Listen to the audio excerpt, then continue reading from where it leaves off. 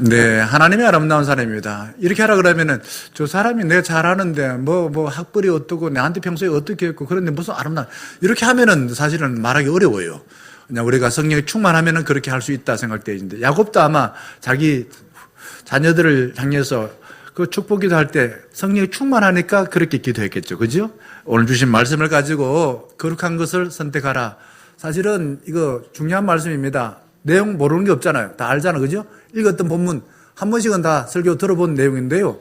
사실 이 준비하면서 저는 옛날에 제가 전사 때에 읽은 책 중에서 그 성공하는 이의 1가지 습관이라는 책이 있습니다. 스티븐 콥이라는 사람이 쓴 책인데 이거는 주로 이제 우리나라에서는 어떤 사람이 책을 읽고 또 워크숍을 하냐면은요, CEO들, 주로 사장들, 이런 사람들이 그 돈을 많이 내고 뭐 이렇게 호텔에서 하게 되면 한 100만 원 가까이 뭐 2박 3일 동안 돈 내고서 강의 듣고 하는 그런 내용인데 그 내용을 저는 생각을 해왔습니다. 결국은 중요한 일이 뭔가, 중요한 일을 먼저 해야 된다. 그러니까 중요한 일들, 오늘 주신 말씀에 내용을 보게 되면은 중요한 것은 이 골리앗을 물리치는 것인데 그 물리치는 도구가 뭐였는가? 핵무기였는가? 무슨 어떤 탱크였는가?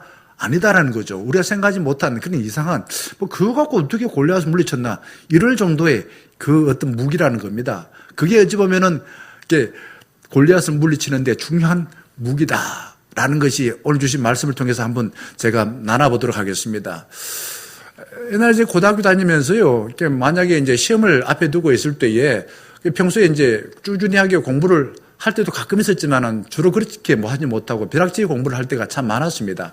그러면은 이 벼락치기 공부를 하는 데에 시험 바로 내일 수학을 시험 본다 합시다. 그러면은 그 시험을 보는 마음이 얼마나 두렵겠습니까? 그러면은 먼저 지나가는 통과 제의가 있습니다. 어떤 제의를 거치냐 하면요, 이런 제의를 거칩니다.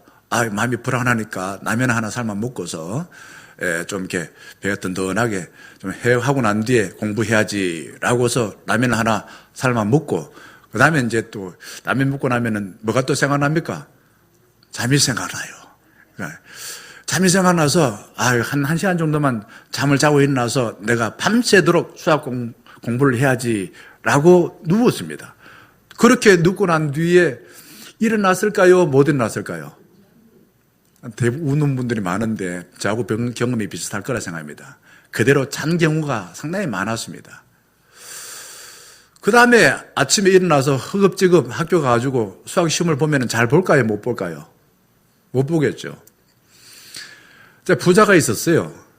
근데 가을이 돼가지고 생각 이상으로 많은 추수를 했습니다. 그래서 이전에 가졌던 그 창고를 헐고서 새로운 창고를 지었고 난 뒤에 휘파람을 불고서 이제 잠자리에 들었습니다. 그리고 이 부자가 그 다음날 아침에 깨어났을까요? 못 깨어났을까요? 못 깨어나서 하나님 불러서 그냥 죽어버렸어요. 그만큼 많은 돈을 한 번도 써보지도 못하고 결국 하나님의 부름에 따라서 죽게 되었다라는 것입니다. 제가 이 두 가지 말씀을 드린 것은 뭐가 중요하고 뭐가 덜 중요한 사소한 것인가 이거를 아는 게 필요하다라는 것입니다. 하나님께서는 우리 모두에게 공평하게 365를 주셨습니다. 어떻게 살면 가장 잘 살까요? 자, 통에 큰 돌과 작은 돌을 다 넣을 수가 있습니다. 그런데 순서가 있어요. 어느 것을 먼저 넣어야 다 넣을 수 있냐? 이게 순서가 바뀌게 되면 다 넣을 수가 없습니다. 어떻게 넣어야 다 넣을 수 있을까요? 큰 돌부터 먼저 넣어야 되겠습니까? 작은 돌부터 먼저 넣어야 되겠습니까? 네, 큰 돌부터 먼저 넣어야 됩니다. 큰 돌부터. 그리고 난 뒤에 그 다음에 작은 돌 넣어야지. 작은 돌부터 먼저 넣고 나면 큰 돌이 안 들어가요. 통에 다 담을 수가 없습니다. 자, 그렇다 그러면은 우리가 어떻게 하나요? 큰 돌부터 먼저 넣는 게 쉬울까요? 아니면 작은 돌부터 먼저 넣는 게 쉬울까? 보통 사람들은 쉬운다고 생각하는 게 작은 돌부터 먼저 넣어요. 그러고 나면 나중에 큰 돌 안 들어가지고 그냥 막 짜증을 내고 막 그래요. 억지로 집어넣기다 그래요. 그러면 여기에서 큰 돌이란 게 뭔가 이거지. 큰 돌은 중요한 일입니다. 작은 돌이 뭔가 사소한 일입니다. 자, 중요한 일은 당장 하지 않아도 아무 문제가 없을 것 같아요. 그런데 나중에 크게 후회합니다. 내 인생 실패할 가능성이 무척 많습니다. 큰 돌과 같이 중요한 일들은 주로 이런 겁니다. 어떤 것일까요? 예배 드리는 것, 기도하는 것, 말씀 묵상하는 것, 그리고 밥 잘 먹는 것, 운동하는 것, 회사 다니는 사람이면 회사 업무 처리 잘하는 거, 가족이 있다면 가족과 잘 보내는 거, 이게 중요한 일이에요. 이거를 어떤 일이 있어도 먼저 하고 난 뒤에 그 다음에 사소한 일을 할 때에 인생을 잘 사는 겁니다. 그러면은 작은 돌과 같은 사소한 일은 어떤 것일까요? 어떤 것일까요? 이거는요, 안 하면은 죽을 것 같아. 그런데 안 하면은 안 죽어요, 절대로. 안 죽고 한 3가지, 4가지 좋은 점이 많이 생깁니다. 주로 어떤 일이냐 하면은 다른 사람하고 수다 떠는 겁니다. 그리고 내가 좋아하는 드라마 보는 것입니다. 게임하는 겁니다. 남 흉보는 겁니다. 수다 떠는 거예요. 이런 거 안 하면은 막 죽을 것 같아. 그런데 안 하고 나면은 어떤 일이 생길까요? 드라마 안 보면은 전기세도 적게 나오고 시간도 절약하고, 그리고 내가 그냥 뭐 좀 이렇게 사소한 일에 목숨 안 걸었다 싶어서 내 자신도 좀 괜찮은 사람이다, 이런 생각이 들겠죠. 그러니 물심양면으로 건강해지고 좋은 점이 많아지는 것이 사소한 일이요. 그런데 이런 일은 안 하면 죽을 것 같다라는 생각이 들어서 늘 사소한 것부터 먼저 할 때가 많습니다. 중요한 일, 예배, 기도, 말씀, 묵상으로 하나님의 은혜를 입어야 내 몸과 마음이 건강해지고 내 눈이 밝아져서 내 살아갈 길이 보입니다. 갈 길이 밝히 보이시니 왜 이 자리에 나오셨나? 내 올 한 해를 살 길이 보이기 위해서, 하나님이 주신 말씀을 통해서 내 자신이 은혜 받아서 길이 보이듯 그런 삶을 살기 위해서 아마 이 자리에 나오시라 생각합니다.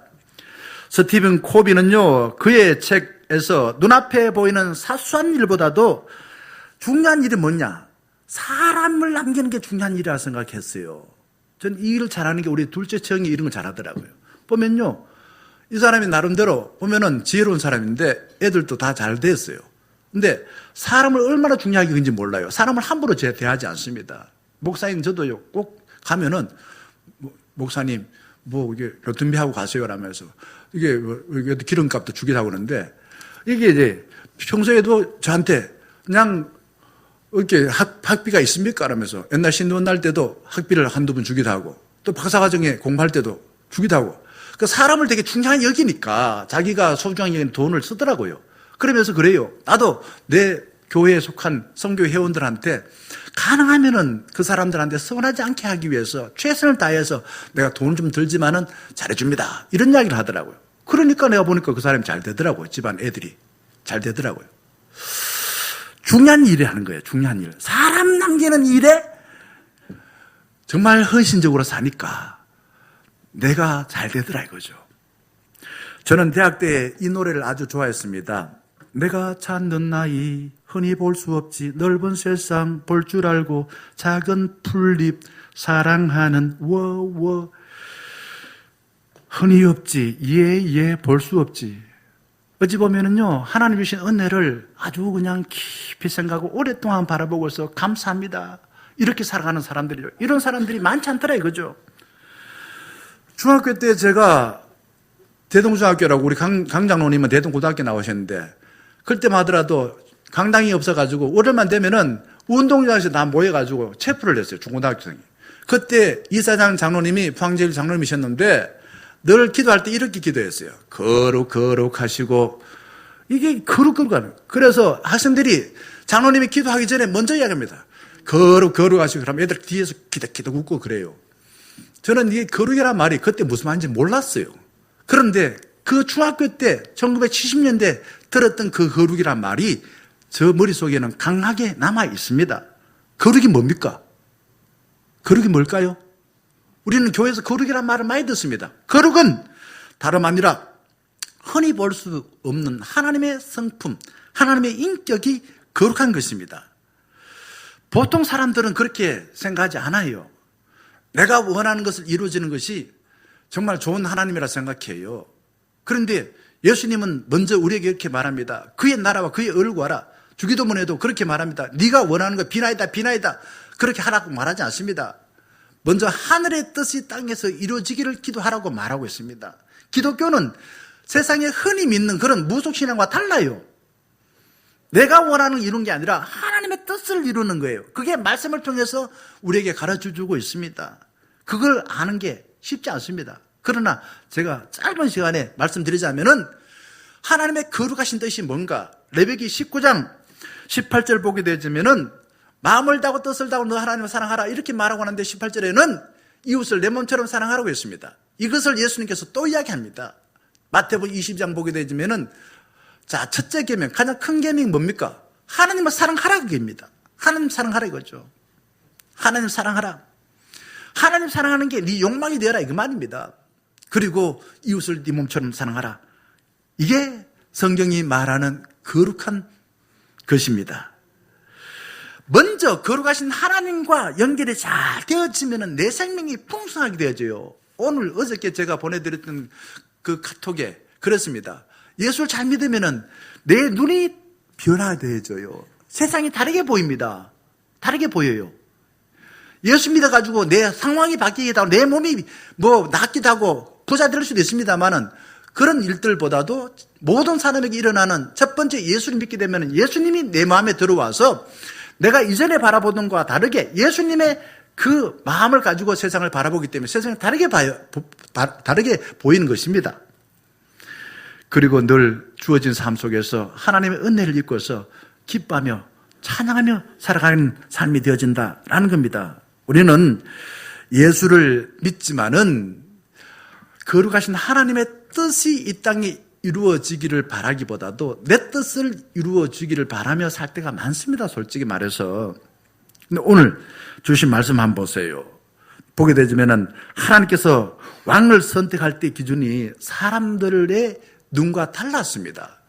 앞부분에 보게 되면은 사무엘상 16장에 보게 되면 사무엘이 그 이스라엘의 왕을 선택하기 위해서 이 사울 뒤에 왕을 선택하기 위해서 이세 집에 가게 되었습니다. 이 집에 가서 이렇게 쭉 이세의 아들들 한번 다 준비시켜놔라 이거죠. 왕될 사람 아들들, 첫째 아들, 둘째 아들, 셋째 아들 어디 일 나가지 말고 아들 중에서 왕이 될 만한 사람들 다 집에다 집합시켜 놓으시오. 이렇게 미리 전가를 했겠죠. 그죠? 자, 그때의 첫째 아들 이름이 뭐냐 하면은 엘리압입니다. 엘리압이 어떤 외모를 가졌냐 하면 이렇게요. 키가 크고 힘이 좋아 보였어요. 옛날에 저의 모습 같았겠죠. 저도 옛날에 한 100년 전에 태어났으면은 모르겠습니다. 예. 장군이 되거나 군에 나갔으면은 어떤 일을 할 수도 있었지 않아 생각드는데, 예. 이 사람이, 옳거니. 이 사람 보니까 외모가 이제 신장이 커. 싸움 잘할 것 같아. 그래서 사무엘이 왕으로 세우려고 그랬습니다. 그때 하나님이 뭐라고 말했습니까? 뭐라고 말씀하셨을까요? 사무엘상 16장 7절 말씀에 스탑! 시킵니다. 사무엘, 아니야. 너 잘못 봤어. 너 잘못 봤어. 이렇게 말합니다. 그의 용모와 키를 바라보지 말라? 보지 말라고 말합니다. 내가 이미 그를 어떻게 했다? 버렸노라. 내가 보는 것은 사람과 같지 아니하니 사람은 뭘 본다? 외모를 보거니와 나 여호와는 뭘 본다고요? 중심을 보느니라. 여러분 중요한 말입니다. 우리는 대부분 다 외모를 봐요. 우리는 눈이 있기 때문에 먼저 사람들 첫인상이 중요해요. 첫인상 중요합니다. 한 15분 만에 15초 만에 첫인상을 딱 보고서 저 사람 좋은 사람 나쁜 사람 저 사람 매력 있는 사람 없는 사람 딱 결정하고서 버릴 사람 취할 사람 이런 선택을 해요. 그렇게 보면은 하나님의 눈으로 보지 못했기 때문에 나중에 실패할 가능성이 많다라는 겁니다. 하나님이 사무엘에게 외모를 보지 말라고 했는데 그 다음 말씀을 쭉 보게 되면은 사무엘은 어떻게 했을까요? 계속 외모를 봐요. 둘째, 셋째, 넷째 보면서 이 사람 능력이 어떻고 저떻고 뭐 그렇게 이야기합니다. 우리 여기 중년 가족들은 사람을 볼 때 무엇을 보고 선택하십니까? 내 남편, 내 아내 아니면 주변에 있는 사람들, 내 직원들 선택할 때 뭘 보고 주로 선택합니까? 요즘 청년들은 차를 중요하게 여긴대요. 그래서 영끌이라고 있는 거 없는 거 다 끌어먹고 빚까지 다 내가지고 빚 낼 수 있는 데까지 다 내가지고 뭘 산다고요? 차를 사요. 그래서 어떤 족이 생겼냐면 푸어족. 푸어라는 것은 가난합니다. 차 산다고 가난해져가지고 빚을 갚는다고 평생 그냥 끙끙거리고 앓는 사람이 많다는 거예요. 외제차들 막 끄고 다니지만은 알고 보면은 다들 빚 위에 사는 사람이 많다는 겁니다. 중고차도 많고. 이게 뭡니까? 내 능력이 있다는 걸 보여주는 거예요. 차를 가지고서. 우리 하나님은 우리와 다릅니다. 우리 마음이 얼마나 하나님을 사랑하는가? 이게 이제 욕망이 되라 그죠. 하나님 사랑하는 게 욕망이 되라 그죠. 그게 시편 84편 보게 되면은 여호와의 전에 있는 것이 세상에 첫날 있는 것보다 낫다고 이야기합니다. 왜? 내 욕망이 하나님 보고 싶고 하나님 만나고 싶고 하나님 뜻을 이루는 그 삶을 살겠다는 거죠. 저는 목사가 되기 전에 이런 생각이었어요. 목사가 적어도 지역의 지도자 되고 사람들에게 지도자 되기 위해서는 공부를 많이 해야 된다. 이런 생각을 했었습니다. 그래서 저는 공부할 만큼 많이 했습니다. 석사 과정도 여러 개 했고요. 많이 했어요. 박사학위까지 했는데. 그런데 요즘 교회에서 목사를 청빙할 때 어떤 거를 가지고서 목사를 청빙한다 이야기를 들어보면 이래요. 대구제일교회도 제가 청빙위원장으로 있었던 후배가 그날 저녁에 통화하면서 그 이야기해요. 형님, 그 제일교회 장로님들이 지금까지와 다르게 목사의 인격을 보려고 그래요. 대구 상덕교회도 똑같습니다. 인격을 보려고 그런다고요. 왜 그런 이야기 할까요? 목사가 이제는 학력이 평준화돼서 다 공부 많이 했어. 근데 외국에서 공부한 사람들도 청빙해봐도 별볼 없더라. 그냥 그거 갖고서 목회하는 게 아니더라. 그럼 결국은 인격이 중요하다. 이런 이야기를 하더라 이거죠. 우리는 주님을 사모하고 말씀 앞에 진실하고 사람을 외모로 보고서 차별하지 아니하고 존중하는 마음을 갖는 것이 중요하구나 하는 것입니다. 그러면은 오늘 주신 말씀을 가지고 한 번 더 깊이 있게 이야기해 보겠습니다. 누가 골리앗을 쓰러뜨렸습니까? 누가요? 예, 다윗입니다. 골리앗을 쓰러뜨릴 사람이 아무도 없었어요. 그 당시에 아무도 없었어요. 왜요? 골리앗의 키가 얼마 정도 됐을까요? 한 3m 됐어요. 저는 그거 못 따라갑니다.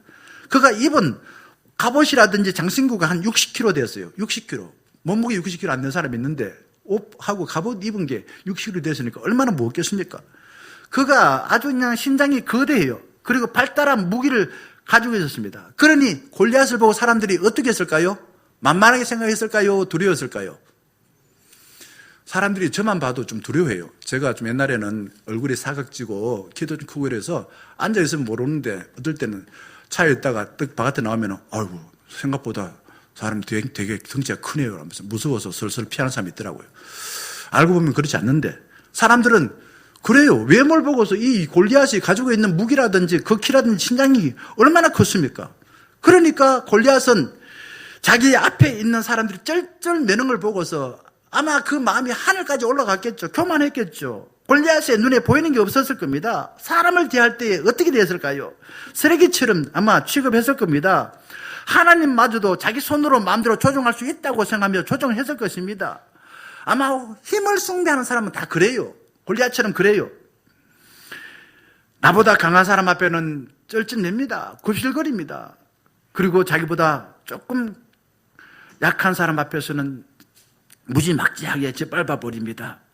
사울 왕은 골리앗 앞에 나와서 괌칠 때마다 도망치자니 창피하고 왕으로서 싸우자니 자신이 없었습니다.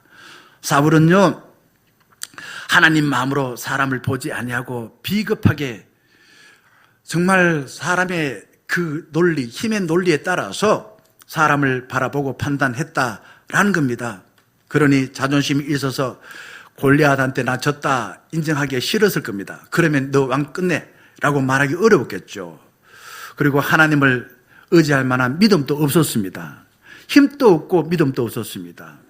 이스라엘의 모든 백성들은 이 괴물 같은 골리앗 전전긍긍하면서 두려움에 벌벌 떨고 있었습니다. 그때 누가 나타났다? 다윗이 나타났습니다. 다윗이 나이가 몇 살쯤 됐을까? 나이가 10대예요. 10대. 오늘 주신 말씀에 보게 되자면 그 큰 형 엘리압이 다윗에게 말합니다. 이렇게 비꼬아요. 너가 무엇을 안다고 이 전쟁터에 나왔냐? 너 뭐 전쟁터가 구경하는 뭐 게임 하는 장소인 줄 아냐? 자기 형이 그렇게 이야기합니다. 그러니까 나이가 어렸단 말이에요. 형님의 도시락을 갖다 주는 신분꾼에 불과한 그런 다윗이었습니다. 33절 보게 되면은 사울 왕도 그렇게 이야기합니다. 너는 어려서 골리앗과 싸우는 무모한 짓을 하지 못한다. 너는 어려서 안 돼. 라고 아쓰라. 제발 좀 가만히 있으래. 까불지 말고. 이런 식으로 말립니다. 자, 그런데 하나님은 누구를 통해서 이 골리앗을 물리치신다고요? 다윗을 통해서. 사람들은 다 네 안 돼. 무슨 하루 강아지 뭐 법무소인지 모르고 말이야. 근데 아무데나 와가지고 깝죽깝죽거리는데 너 네 목숨 주겠냐? 너 죽을 각오하고 왔냐? 뭐 이런 식으로 이야기합니다. 그런데 하나님은 다윗을 준비시켜 골리앗을 물리치는데 어떻게 물리치느냐? 34절과 35절 말씀 보게 되면은 다윗은 그렇게 합니다. 자기를 그냥 안 된다. 좀 가만히 있어라. 이런 말하는 사울왕한테 이렇게 말해요. 폐하, 제가요, 사실은 하는 일이 비천해요. 나는 목동이에요. 목동은 지금 낭만적인 그런 게 아니에요. 자기 목숨을 걸고서 양을 치 남들이 안 하는 그런 일을 하는 거예요. 그러면서 양을 치다 보니까 사자하고 곰이 나타나서 양을 물고 가면은 제가요, 도망치지 않았어요. 나는 그 양을 찾기 위해서 끝까지 추적해가지고 사자 입에서 양을 빼내왔어요. 그게 말이 됩니까? 어린애가 어떻게 사자 입에서 양을 다시 빼내옵니까? 이렇게 할 수 있었던 그 비결이 있는 거예요. 어쨌든 지금 다윗은 일을 하면서 자기가 천한 일을 하고 남들이 안 한 일을 하는 그 목동의 일을 한다고 해서 불평하지 않았어요. 신신한탄하지 않았습니다. 하나님께서 주신 일로 생각하고서 기쁜 마음을 가지고 지혜롭게 최선을 다하여 일을 감당했습니다. 형들이 하기 싫은 더럽고 천하고 작은 양치기 일을 매일매일 성실하게 즐겁게 해냈습니다. 이 말씀을 생각할 때에 하나님은 어떤 사람을 선택하실까? 하나님은 매일매일 삶 속에서 성실하게 일하는 거예요. 작은 일이지만은 최선을 다하고 기쁘게 감당하는 사람입니다. 그냥 로또 하나 대박 나라 싶어서 일도 안 하고 만나쳤나 그냥 로또 복권 하나 사가지고 말입니다. 수십억 그냥 부자 되려고 하는 사람, 그런 사람 하나 선택하지 않아요. 작은 일이지만은 남들이 알아주지 않지만은 그 작은 일들을 기쁘게 최선을 다해 감당하는 그런 사람이다 이거죠. 36절 말씀에 다윗은 골리앗을 향해서 이런 거룩한 분노를 가져요. 저는 이게 믿는 사람들에게는 필요하다고 생각합니다. 이게 아닌데 이렇게 해야 되는데 하는 겁니다. 하나님의 군대를 모욕한 이 할례받지 못한 블레셋 사람을 어찌 겁을 내느냐. 골리앗을 향해서 그렇게 이야기해요. 외모를 보고서 판단하는 게 아니라 그 사람은 하나님을 믿지 못하는 그런 어떤 블레셋 사람인데 왜 겁을 내냐 이거죠. 이런 이야기 하는 거예요.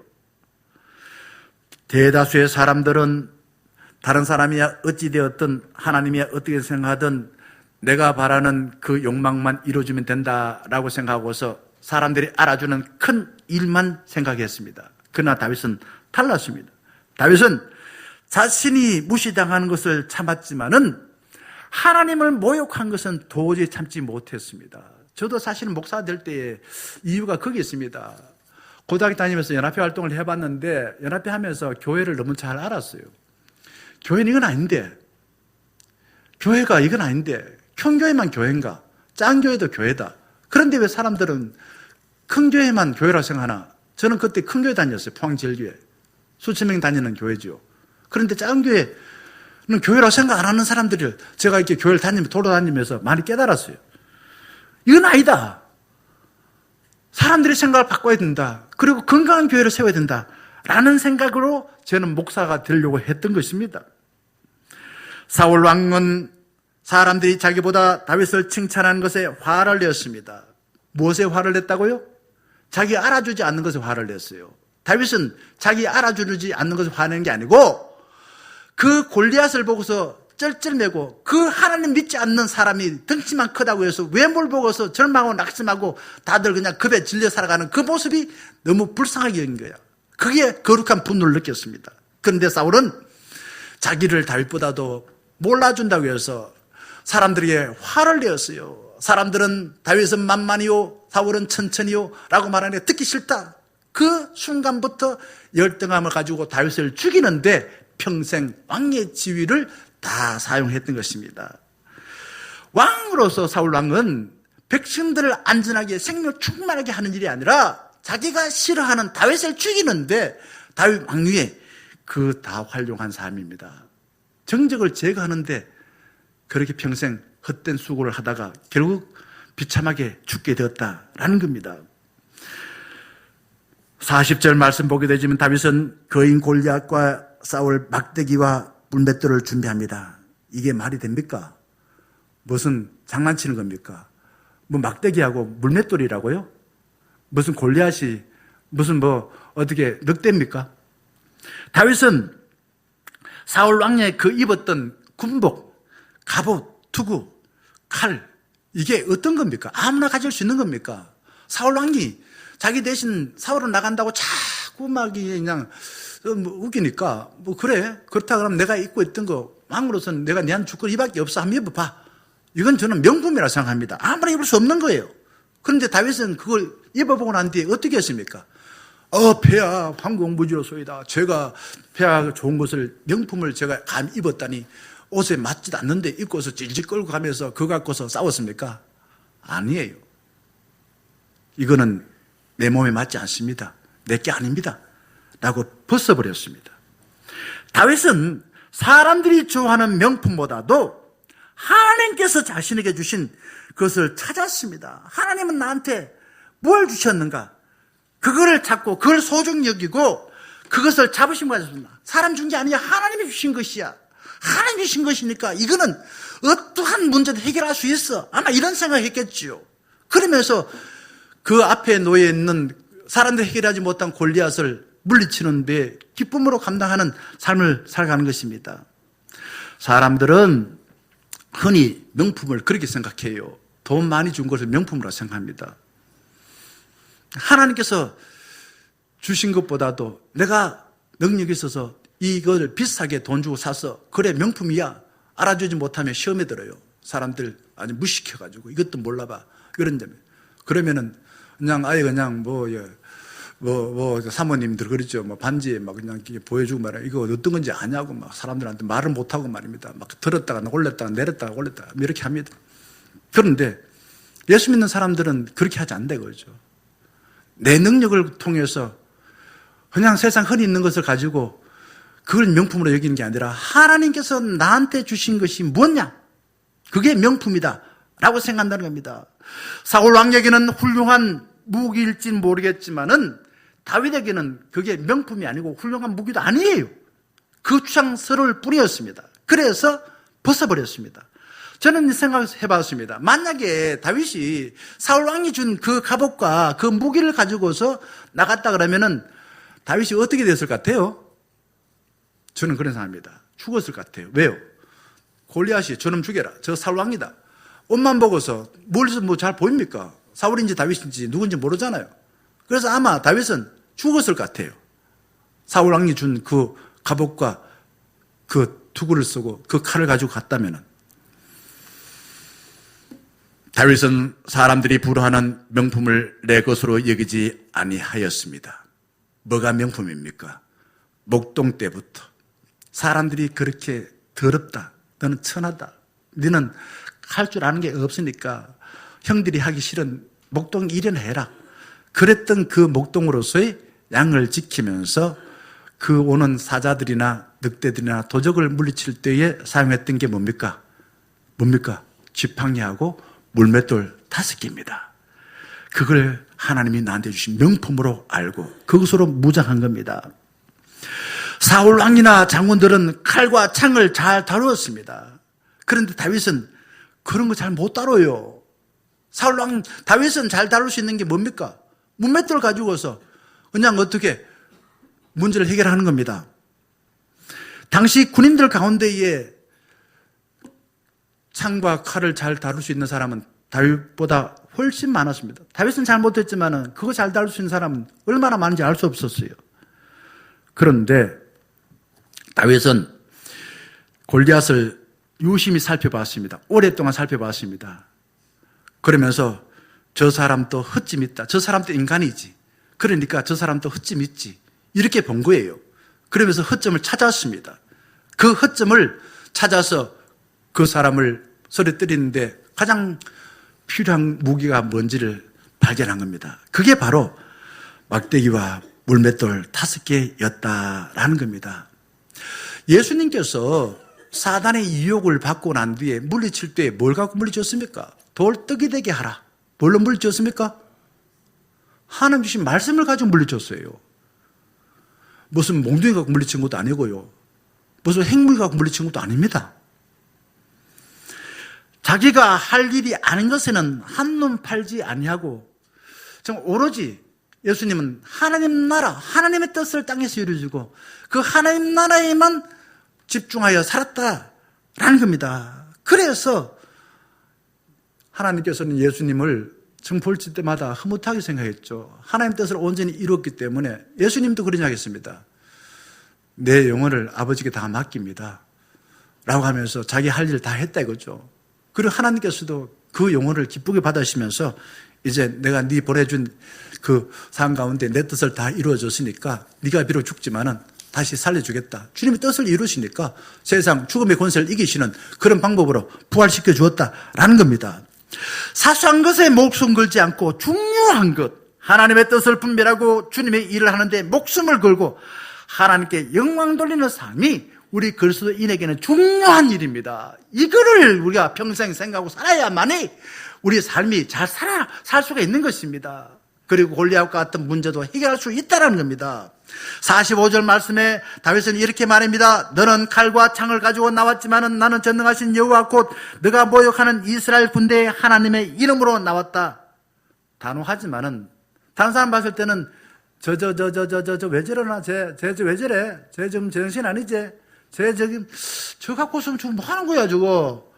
이런 식으로 혀를 껄껄 차면서 안 됐다고 막을 했습니다. 그러나 다윗은 믿음을 가지고 이것이 바로 골리앗을 물리칠 수 있다라는 확신을 가지고 담대하게 나간 것입니다.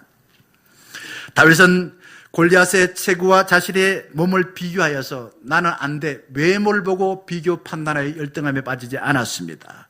다윗은 골리앗의 무기와 자신이 가진 무기, 이거는 최신식이야, 나는 구식이야, 저거는 발달한 무기야, 저는 사람 많이 죽일 수 있어, 나는 이거 갖고 한 사람밖에 못 죽여, 그렇게 비교하지 않았습니다. 뭐 갖고, 능력 갖고 비교하지 않았습니다. 골리앗은 저런 창과 갑옷을 입고 싸웠을 뿐이고 당신은 그것이 무기고 나는 이게 무기입니다. 하나님은 나한테 이걸 주셨습니다. 뭐요? 그게 바로 막대기입니다. 그게 바로 물맷돌 5개입니다. 이것이 골리앗을 물리칠 수 있는 명품 무기입니다. 라는 겁니다. 다윗은 골리앗이 믿는 신과 자신이 믿는 하나님을 비교했습니다. 그래서 누가 더 크다고요? 골리앗은 저 하나님 믿지 않았기 때문에 할례 받지 않는 정말 부정한 사람이다. 그렇게 생각하고 큰 소리 뻥뻥 치지만은 부정한 사람이에요. 그죠? 나는 하나님 믿는 사람이다. 나는 하나님의 자녀다. 이렇게 자부심을 가졌다는 겁니다. 다윗은 사람들이 흔히 의지하는 방법을 의지하지 않았고 하나님 주신 지혜와 방법을 의지했던 것입니다. 다윗은 나는 인간으로서 약하지만은 내가 믿는 하나님은 강하시다. 그래서 하나님 주신 지혜와 능력을 의지하여서 나가서 골리앗을 물리쳤습니다. 아무도 해결하지 못했던 골리앗을 쓰러뜨렸다라는 겁니다. 여러분, 우리가 성경을 한번 봅시다. 이스라엘 백성들이 뒤에는 애국 군대가 쫓아오고 출애굽을 했습니다. 그리고 앞에는 홍해가 놓여 있어요. 이게 완전히 사면 초가입니다. 도가니든 지혜요. 그래서 두려워서 벌벌 떨고 있었습니다. 그때에 모세가 출애굽기 14장 14절에 이렇게 말합니다. 여호와께서 너희를 위하여 싸우시리니 너희는 가만히 있어라. 여러분, 가만히 있어라 말이 무슨 말입니까? 네가 뭘 하려고 하지 말고 불안해하지 말아라. 하나님께서 우리를 여기 인도해 주셨으니까 하나님이 약속하신 것으로 우리를 그게 홍해를 건너가지고 약속의 땅으로 인도해 줄 거다. 이런 말 아닙니까? 그러면서 모세가 뭘 갖고서 홍해를 갈라지게 했습니까? 뭘 갖고요? 지팡이입니다. 무슨 저는 배를 갖고서 사람들을 실어 나르는 것도 아니고요. 거기에다가 뭐 댐을 만든 것도 아니고요. 지팡이에요. 하나님이 그거 갖고 살아 그랬습니다. 하나님이. 그냥 모세 지팡이가 신통방통한 게 아니고 하나님께서 말씀하신 거기 때문에 그 말씀에 따라서 지팡이 갖고서 홍해가 갈라지게 하는 역사가 일어났습니다. 또 한 번 보세요. 요단강 앞에 섰습니다. 그게 이제 우리가 지금 묵상하고 있는, 새벽마다 묵상하고 있는 여호수아서 나오는 겁니다. 홍해는 그렇게 갈라졌는데 또 요단강은 어떻게 갈라졌습니까? 요단강 건너야만 가나안 들어갈 수 있어요. 그때에 뭐 어떻게 배를 만들고서 배에다 태웠습니까, 사람들? 아니면 각자 도생 헤엄치고 건너라 이렇게 이야기했습니까? 자, 언약궤를 맨 백성들이 먼저 요단강 물에 발을 담그라. 하나님 그렇게 말씀하셨어요. 저는 그 말씀 들을 때마다 목사가 난 만약에 나한테 그런 이야기 해라 그러면은 난 정말 힘들었을 것 같아. 과연 그렇게 할 수 있나? 물 담그면요, 그 요단강 물에 빠져 죽어요. 그런데 하나님께서 그렇게 말씀하셨어요. 그러니까 하나님 말씀하신 것을 순종하여서 그 발에, 그 강물에 발 담그니까 물이 쫙 갈라졌다 이거죠. 자, 그 다음 봅시다. 여리고성은 어떻게 또 무너졌습니까? 여리고성은요, 이중벽으로 되어 있어요. 철옹성이라고 말하지요. 난공불락이라고 말합니다. 길이가 32km예요. 거의 100리 가깝습니다. 거기는 완전 보장을 한 군인들이 지켰습니다. 어떻게 물리쳤습니까? 대포나 총칼 아니면 인해정술로 물리쳤습니까? 차들이 막 놓고 막 올라가지고 막 인해정술 취했습니까? 아니에요. 오늘 아침에 같이 말씀 묵상을 했습니다만은 그 엿새 동안에는 60만 대군이 침묵하고서 거기에 제사장들이 앞장서 가지고 그냥 언약궤를 메고 가고 뒤에 이제 무장한 군인이 가고 그런 백성들이 아무 말하지 않고 침묵하는 거예요. 엿새 동안 6일 동안 똑같은 행동을 반복해요. 정말 웃기는 짓 아닙니까? 그럼 마지막 날 7째 날은 어떻게 해요? 마지막 7째 날에는 이제 어떻게 합니까? 7바퀴 돌고 난 뒤에 백성들이 말하지 않다가 뭐라고 말합니까? 소리를 쳐요. 와! 하고 소리칩니다. 이걸 옛날에 우스갯소리 이런 장입니다. 어떤 이제 담임 목사님이 모처럼 이제 교회 학교 학생들한테 설교하러 올라가서 물어봤습니다. 애들한테 여리고성을 누가 무너뜨렸습니까? 누가 무너뜨렸습니까? 이렇게 이야기하니까 애들이 제가 안 그랬습니다. 이런 이야기를 했다는 거예요. 그래서 나중에 이제 좀 애들이 이 정도밖에 수준이 안 된다 싶어서 그 이제 그 부장 지휘사님한테 이제 불러서 이야기했어요. 그러니까 부장 지휘사님도 똑같이 내가 애들한테 그렇게 안 가르쳤습니다. 뭐 이런 이야기를 했다는 이야기 하는데 어쨌든 우리가 이 여리고성을 어떻게 무너뜨렸는가? 여리고성 무너뜨린 것은 정말 어찌 보면은 인간으로 생각했을 때는 정말 어리석고 무모한 방법입니다. 저는 이것이 십자가에도 똑같이 적용된다고 생각되어집니다. 이스라엘 사람들 군인 사울 왕은요, 골리앗의 그 신장이라든지 그가 입었던 갑옷이라든지 그가 쓰고 있는 칼을 보고서 그걸 두려워했어요. 그게 명품이야. 나는 가난해. 나는 이제 졌어. 나는 실패한 인생이야. 이렇게 생각했대, 그죠? 그러나 다윗은 그렇게 생각하지 않았습니다. 다윗은 골리앗의 외모를 보지 않았어요. 저도 인간이야. 하나님 믿지 않아. 그러니 약점이 있어. 그리고는 하나님 주신 무기가 뭐야? 하나님 나한테 주신 무기가 뭐야? 이걸 생각한 것입니다. 그리고는 그 하나님 주신 무기를 가지고서 거인 골리앗을 곰같이 쓰러뜨렸습니다. 여러분, 우리를 죄에서 구원하신 하나님의 지혜와 능력이 무엇입니까? 무엇입니까? 무엇이 우리를 죄에서 구원하셨습니까? 무엇이에요? 내 언변입니까? 내 외모입니까? 내 돈입니까? 아니잖아요. 그게 고린도전서 1장 18절 말씀에 보게 되면 십자가의 도를 말합니다. 유대인들은 힘센 메시아가 자기를 구원할 줄 알아서 예수님이 힘없던 걸 보고서 무시했어. 그리고 헬라인들, 그리스인들은 머리만 좋으면, 똑똑하기만 하면은 이 모든 문제가 만사 오케이. 그리고 그럴 줄 알고 예수님 십자가 진다고 생각해서 예수를 무시했어. 그러나 그것이 바로 하나님의 지혜요, 하나님의 능력이요, 우리를 죄에서 구원하신 십자가다. 이렇게 말하고 있습니다. 키에르케고르는 죄를 이렇게 말합니다. 하나님 아닌 다른 것에서 나의 안정을 취하려고 합니다. 우상은 뭡니까? 나의 안정을 찾으려고 뭔가 만들어 놓고 열심히 섬기는 것이 우상입니다. 돈만 가지면 왕처럼 상품을 내 마음대로 살 수 있다 생각하는 것이 현대인입니다. 다음 주에 좀 더 이야기하겠습니다. 돈이 하나님 위에 있습니다. 우리 사회는. 우리는 눈에 보이는 골리앗 같은 문제를 보고 쩔쩔매지만은 우리 사랑하는 충년 가족들은 문제 너머에 계신 하나님을 믿으시고 하나님 주신 지혜, 능력을 가지고서 우리 앞에 문제 해결할 수 있기를 바라겠습니다. 하나님은 자신의 약함을 인정하고 하나님의 지혜와 능력을 찾는 자를 들어서 승리하게 하십니다. 감리교 창시자 웨슬리는 말합니다. 하나님을 두려워하는 10명만 있으면 세상을 변화시킬 수가 있어 라고 말했습니다. 우리가 그 10명에 속하면 좋겠습니다. 사람들은 골리앗을 보고 쩔쩔맸지만은 다윗은 그 골리앗을 하나님 지혜와 능력으로 물리쳤습니다. 올 한 해가 벌써 시작된 지도 일주일이 지나고 2주째 되었습니다. 1월 12일입니다. 앞으로 다가올 2025년 행복하게 사시길 바라시죠?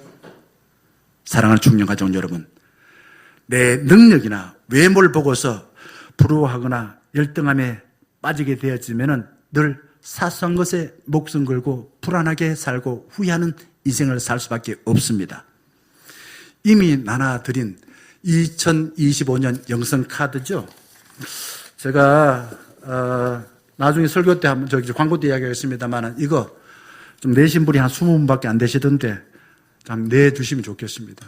내가 내는 게 그거 좀 잘 안 되죠. 쓰려고 하면 거창스럽기도 하고 기도 제목하고 그다음 밑에 쭉 내가 신앙생활 이렇게 하겠다라는 것, 예배는 이렇게 드리겠다, 기도 제목은 이겁니다, 헌금은 이렇게 하겠습니다, 하나님과 약속하시고 저와 함께 기도하면서 하나님께 주신 지혜와 능력으로 2025년 문제를 해결하시고 또한 하나님 주신 인생을 정말 선하고 아름답게 살 수 있기를 주의 이름으로 간절히 축원합니다.